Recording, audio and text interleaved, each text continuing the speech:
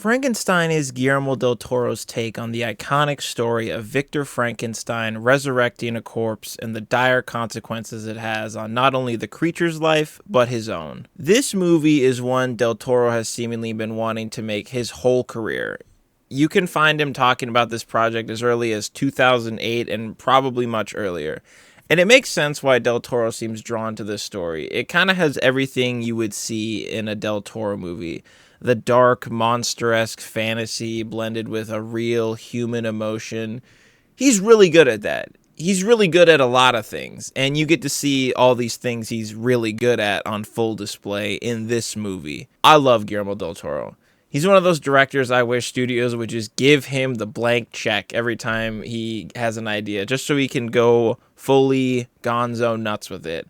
I just love everything about his approach to filmmaking. It all feels so genuine and real, despite many of his movies being rather fantastical. He knows how to create an atmosphere that you just can't get enough of. Even if sometimes that atmosphere is pretty grim, you're just loving every second in it. Now, my relationship with the original story of Frankenstein is, we covered it in senior year English, and it was one of those few books we learned about in school that I was actually super invested in.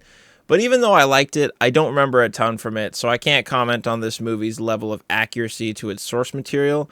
But I think the movie we got is not only fantastic, but it's just very passion-filled. The production design and atmosphere is top-notch in this. I don't think del Toro is capable of messing up this aspect.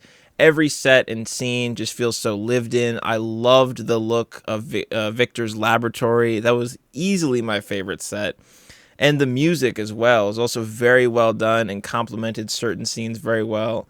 There were just so many amazing scenes in this. Like, the first scene of the movie alone had my eyes absolutely glued to the screen. It sets the stage perfectly. The technical aspects overall are pretty perfect. There's some occasional wonky CGI, but none of it ever took me out of the movie, so it's hardly a criticism. And other uses of the CGI was fantastic. Like this very intense looking figure that I can't get too much into, but I absolutely loved the character design for this. The performances across the board were great, but the one that I was really in awe of was Jacob Elordi as the creature. There was so much about this performance that I just adored.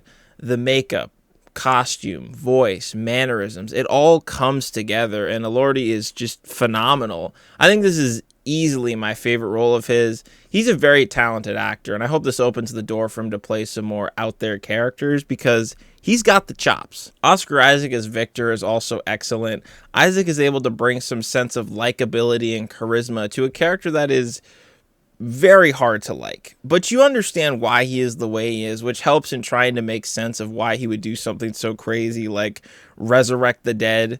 I don't think it's a spoiler to say that the movie is about the lives of Frankenstein and the creature, and I love how much time we spend with both because we really get to understand what led to this predicament we're thrust into at the beginning of the movie.